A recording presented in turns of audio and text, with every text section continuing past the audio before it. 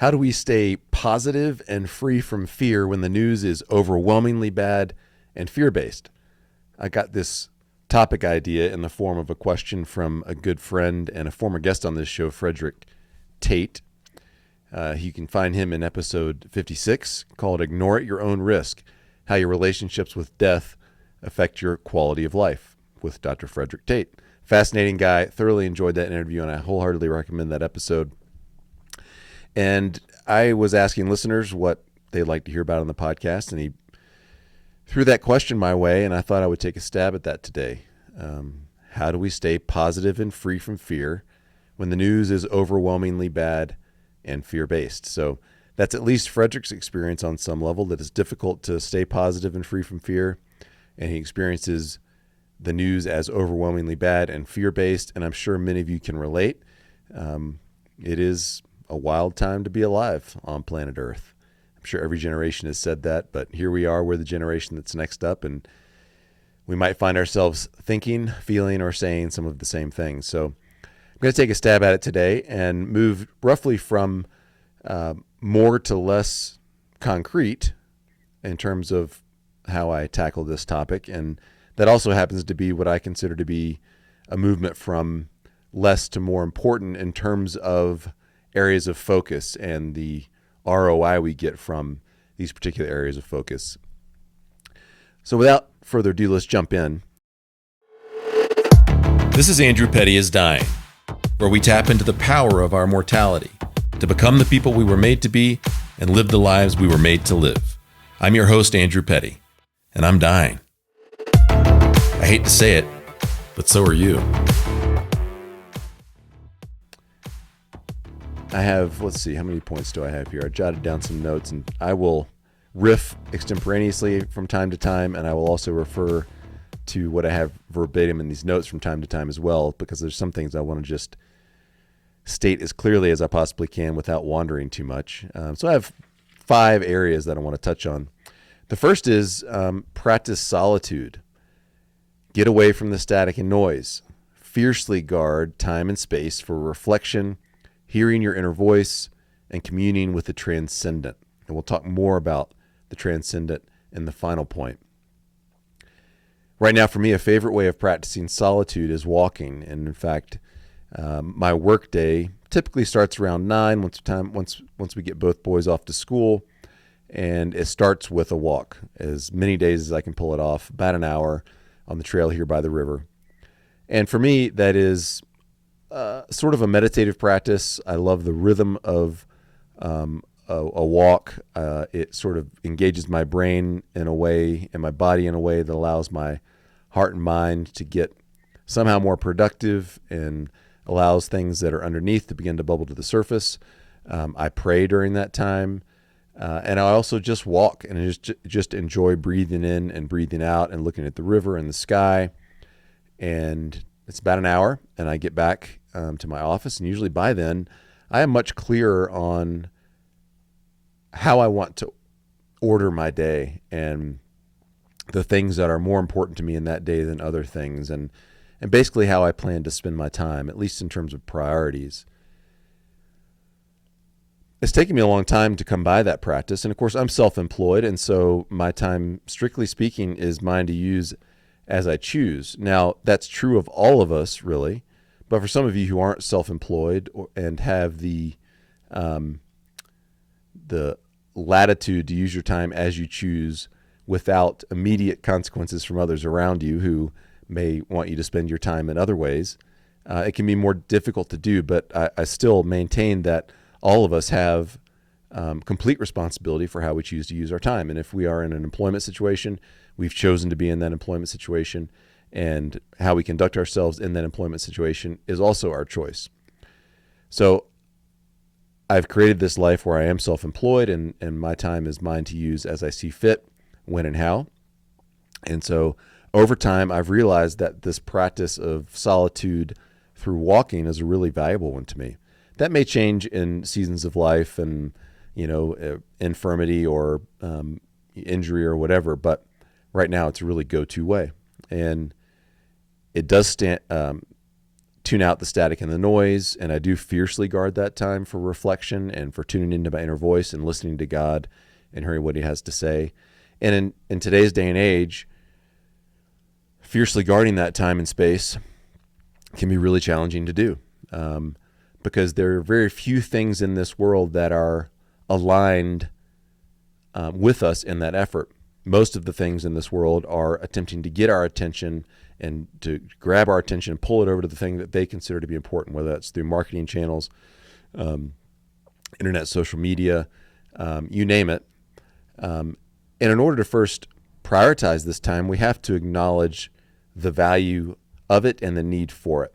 And perhaps you haven't discovered the value of it and the need for it. Perhaps you are somewhat classically extroverted, and time alone is a particularly unpleasant idea.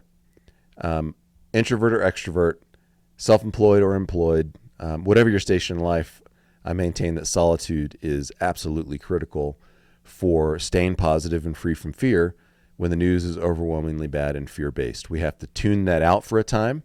We have to tune in to the things that matter more to us, tune in to the transcendent, tune in to that still small voice within us, and allow ourselves to receive and know what is more important today than other things, so that we can order our day accordingly and not be dragged around by the earlobe, so to speak, by whatever happens to be yelling the loudest in our life.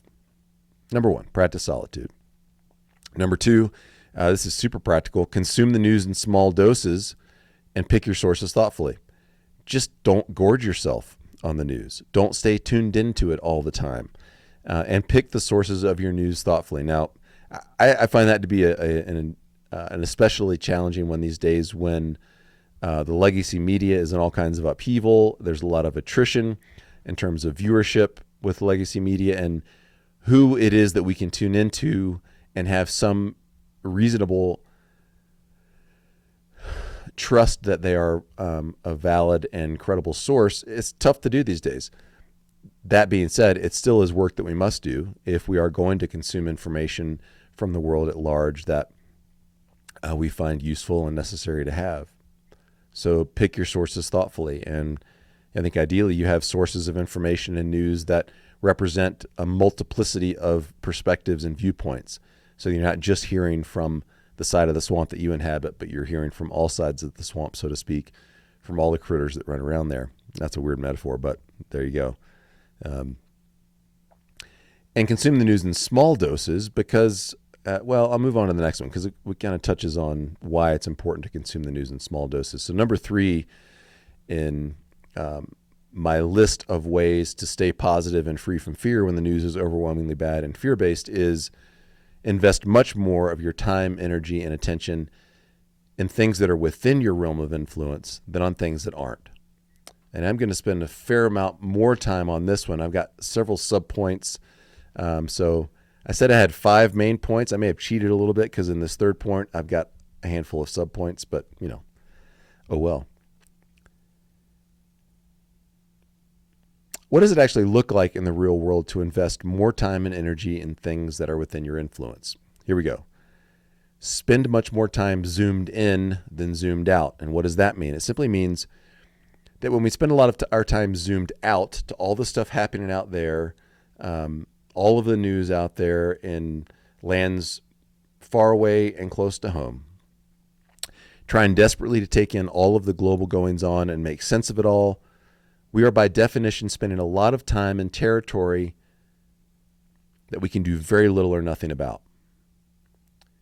That's a recipe for feeling helpless, hopeless, and resentful. It's a great recipe. If you want to feel helpless, hopeless, and resentful, then there might be no better recipe than to simply spend most of your time zoomed out and trying to take in all of the global goings on and make sense of it all.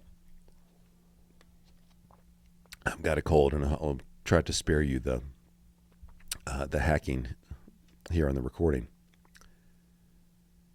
If we're not careful and courageous, instead of living our one and only lives, and I'm reading this verbatim this time because I want to say this just this way. If we're not careful and courageous, instead of living our one and only lives with as much guts, gusto, and abandon as we can muster, We'll preoccupy ourselves instead with the bad news of the day because it gives us the feeling and appearance of being engaged in things that matter. And listen to this, it also gives us implicit permission to do nothing, because what can possibly be done anyway, in the face of all of that chaos? And unfortunately, I think many of us seek escape, shelter, and refuge in this empty, negative, and frankly, cowardly way of living. And I use that word intentionally. On the other hand, when we spend more time zoomed in to the things that are actually within our realm of influence, we shoulder responsibility, we find ways to improve ourselves in our little corner of the world, and we generate real-world evidence that we're someone we can legitimately feel good about and others can trust. I'm going to read that again. On the other hand, when we spend more time zoomed in to the things that are actually within our realm of influence, we shoulder responsibility, find ways to improve ourselves and our little corner of the world, and generate real-world evidence that we're someone we can legitimately feel good about and others can trust. Subpoint 2 under item 3 here. Persevere in discovering and fulfilling your calling in life. That is plenty of adventure for one lifetime. So rather than being concerned about how all the woes of the world can be fixed and being concerned that all the woes of the world are going to lead to the world's undoing, instead set about committing yourself to the difficult and lifelong work of understanding who you are as a human, the kind of human you are, the kind of life you were made to live, the kind of person you were made to be, the kind of work that you were made to do, what your contribution in the world is to be.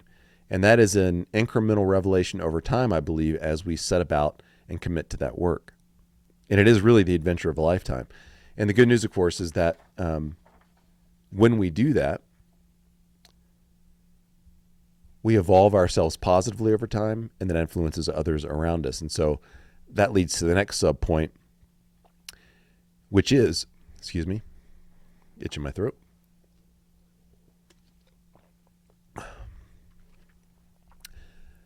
Another way that we can invest much more of our time, energy, and attention to the things that are within our realm of influence is that we can expand our sphere of influence only as we demonstrate competency at tending to the spheres closest to us first. In other words, get your own house in order, as Jordan Peterson would say. Then, and only then, consider where else you might be of service. Getting our own house in order is no small thing, as many of you know. And in fact, I think it's why many of us are tempted to leapfrog over getting our own house in order and attempt to get other houses in order or other people's houses in order on the civic front, on the political front, in the nonprofit world, you name it, we go out, or on the climate change front. There's a lot of different agendas in the world that today that while many of them have some value, because they hold so much, what's the way to say it? Because frankly, on one level, it's easier to go attempt to contribute there than it is to do the hard work of evolving ourselves and getting our own house in order first. A classic example would be the man or woman who prioritizes 80, 90-hour work weeks above time at home and comes home exhausted, having worked really hard for sure and probably done a great job at their work, and then comes home and is exhausted and is unable to really contribute at home. And the home is slowly but surely devolving in terms of the quality of the relationships and the degree of peace that's experienced at home. And while that's not a good situation, the man or woman spending 80 or now 90 hours at work finds 80 or 90 hours at work easier than committing to the hard work at home of moving the relationships toward a better place, of learning what it is about themselves that needs to change in order for the relationship with their spouse to improve, for example. So many of us, I think, leapfrog or short circuit or end run this getting our own house in order first idea, because it's really hard. It reveals a lot about us that we probably not like to see. It requires us to evolve in some ways that are, in the moment anyway, easier to not do than to do. And when we end run that and instead try to get other people's houses in order, there's also a form of feedback we get from that is in the short term positive and somewhat addicting. If I can go to work and do a great job there and get all kinds of accolades and recognition, then I might be tempted to spend a lot of time there and proportionally less time at home, where I get much less positive feedback and many fewer accolades. And so there's an ego feeding element going on here as well. But I want to call us back to our own houses and getting our own houses in order first. And that as one part of an antidote to living fearfully and negatively in the face of overwhelmingly bad news in the world, to bring back our topic for this episode. Change yourself, change your world, change the world. So the good news about being focused on getting our own house in order first, starting with us and then our immediate family, is that as we evolve positively, it can't help but begin to positively influence our little world right around us. And now our little world and the people within it begin to influence people outward, and a ripple effect from there. And so there's a very real sense in which the higher the quality work we do in getting our own house in order, the better the quality of our world-changing influence will be. Hope that sentence made sense. Another subpoint here is summon the courage and the humility to do what you can with what you have right here and now. This is sort of like the loaves and fishes idea from the account in Scripture where the young boy brought loaves and fishes to Jesus when they were trying to figure out how to feed the large crowd. Jesus took the loaves and fishes, blessed it, and lo and behold, they had enough and then some for that whole crowd. The young boy just kind of brought what he had and said, what can we do with this? And I think that exemplifies a right and good and productive and healthy attitude for us to have in the world, and also as a helpful antidote to negativity and fear in the face of overwhelmingly bad news in the world today. Zoom in, do what I can with what I've got, in the spirit of the loaves and fishes. As I close out this third point and its many subpoints under it, I want to talk about briefly the dangers of this globalized age that we live in. And I attempted to touch on this a long time ago in episode 36 in a poorly named episode called The Global Fish Pond Crisis, what it is, why it matters, and what to do about it. Probably no one had any idea what that was about, and the listenership reflects that, because it's like the global fish pond, I don't care what that is. That doesn't sound interesting or even relevant. But what I was attempting to say is that we're growing up now in a world where on the handheld supercomputers that we call our smartphones these days, if we choose to, 24/7, we can have access to most of the world, if not all of the world in some way. And that affords us the dubious ability to compare ourselves to the rest of the world.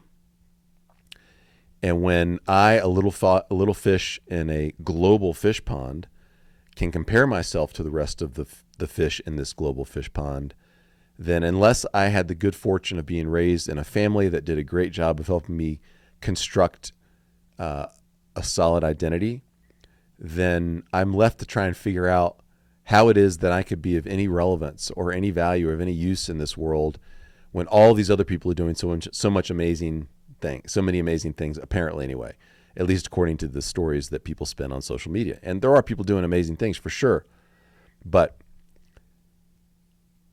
it is a particular danger in this globalized age that if we don't have a well-formed identity as we come into adulthood, we will be tempted to aspire to be someone that we're not. We'll be tempted to despair. We'll be tempted to think, how can I ever hope to find my way and my path? And I'm here to tell you that it is possible to find your way and your path. Perhaps, however, it is more difficult than it's ever been to do. That's part of why I do the work that I do, the way that I do it, is because I see understanding the kind of human that we are and the life we were made to live and the person we were made to be as a way back out of this wilderness that we find ourselves in today of poorly formed identities and confusion and chaos and just feeling lost in a sea of people and the mounting isolation that we experience, even in the midst of, on one level, greater connectedness than we've ever had via the internet and all those kinds of things. The global age leads us to have access to more information than we could ever hope to digest, much less do anything about, and that can lead to paralysis.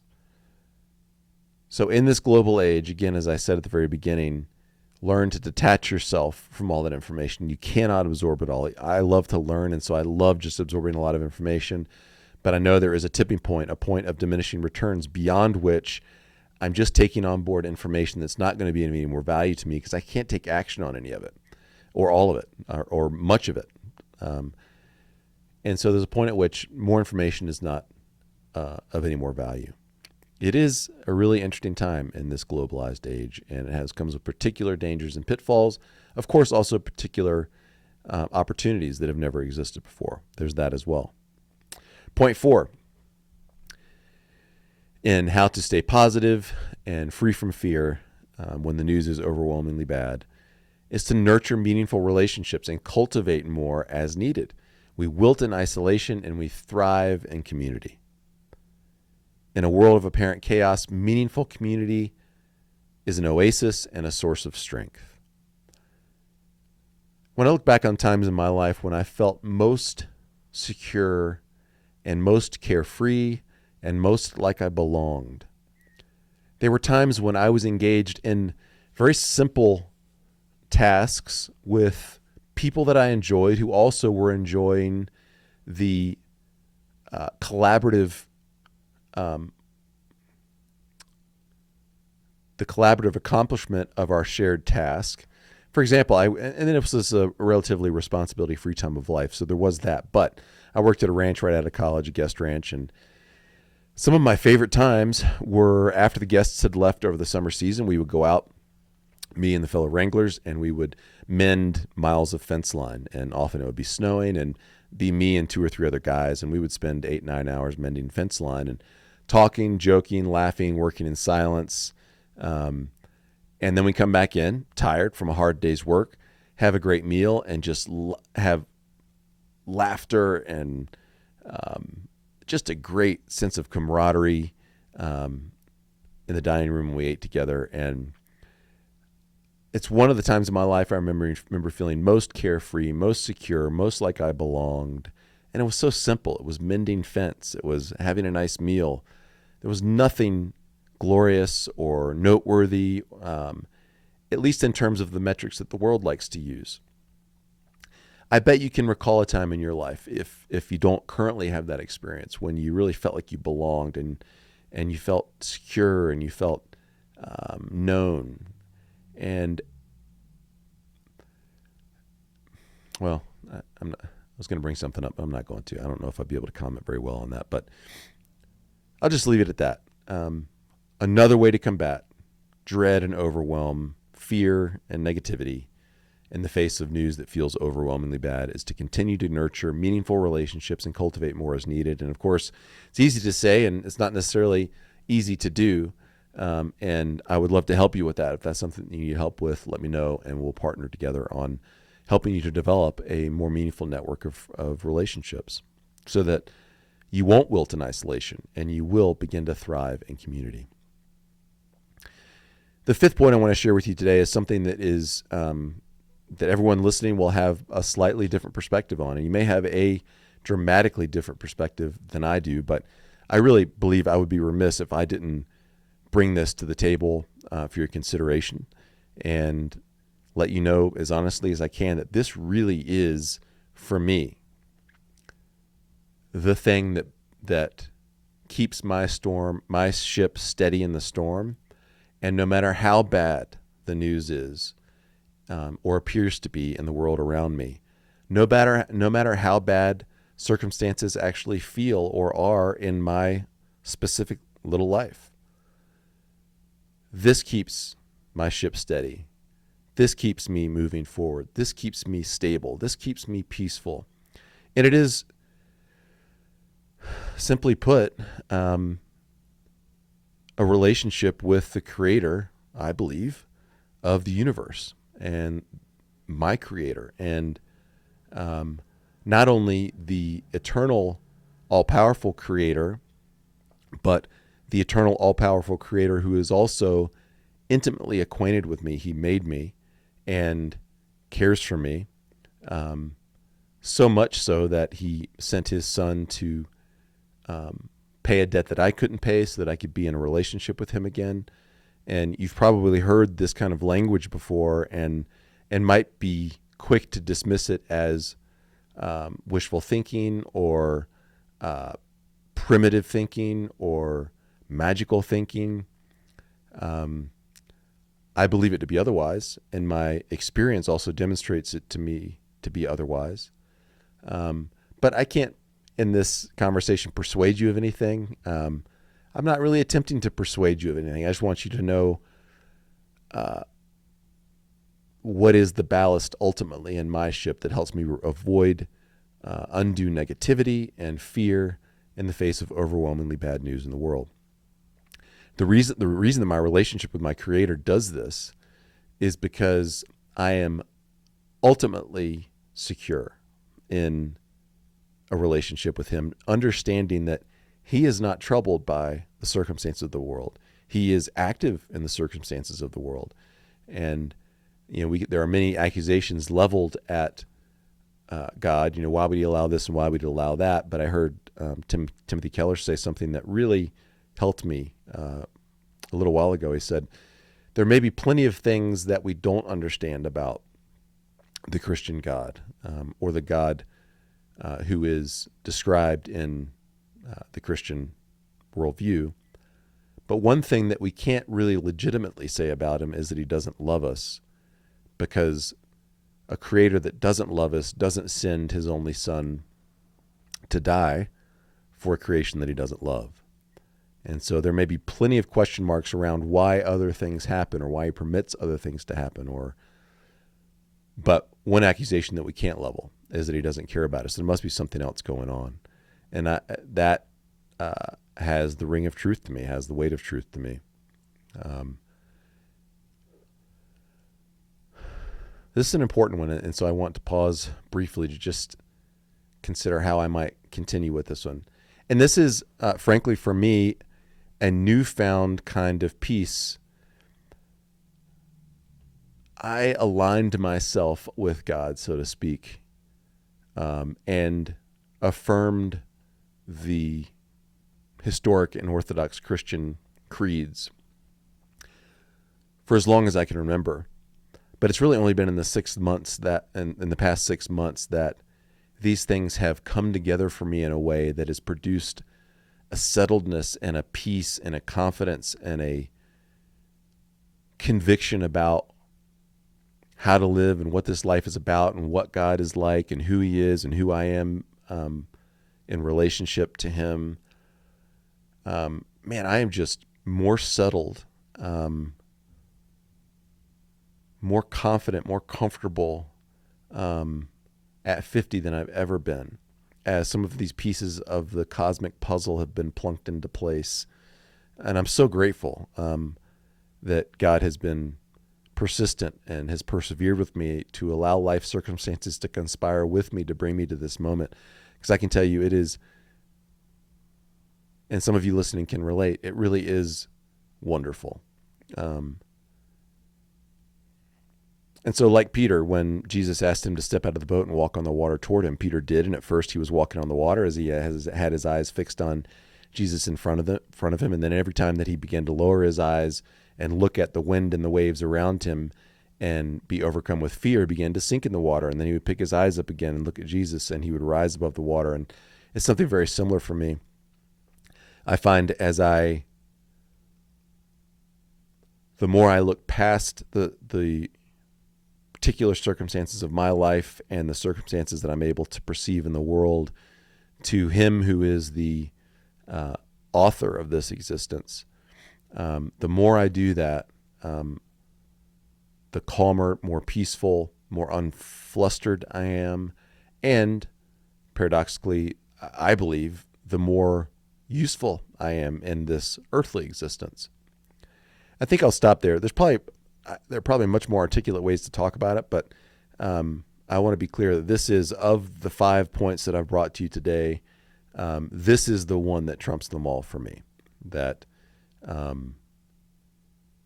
is impervious to any external attempts to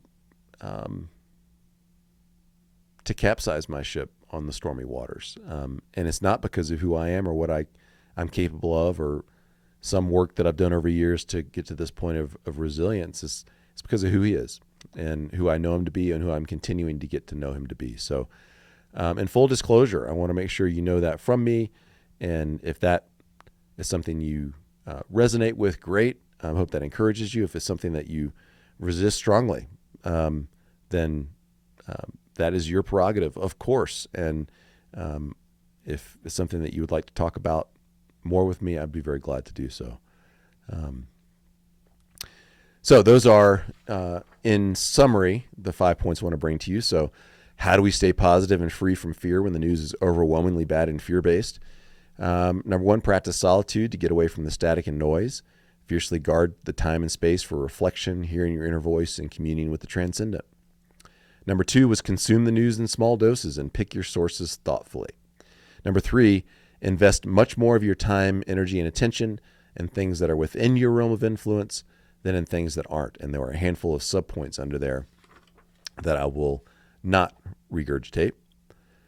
And the number four was nurture meaningful relationships and cultivate more as needed, because we thrive in that environment, and we wilt in isolation.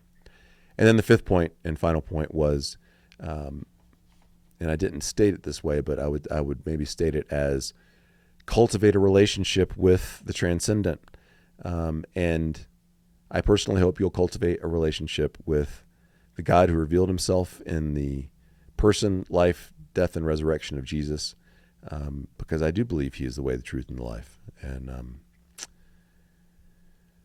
those are the 5 points.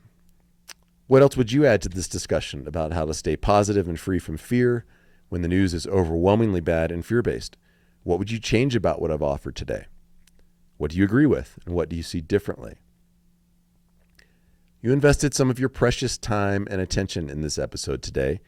Make that investment matter. What's one thing that stuck with you from this episode? What's one thing you're willing and able to do differently with that insight today? Whatever it is, summon the courage you need right now and do it. Because remember, you are going to die, but you're not dead yet. So get after it. Thank you once again for your trust, time, and attention today. Don't forget to follow this show, and I'll see you next time on Andrew Petty is Dying.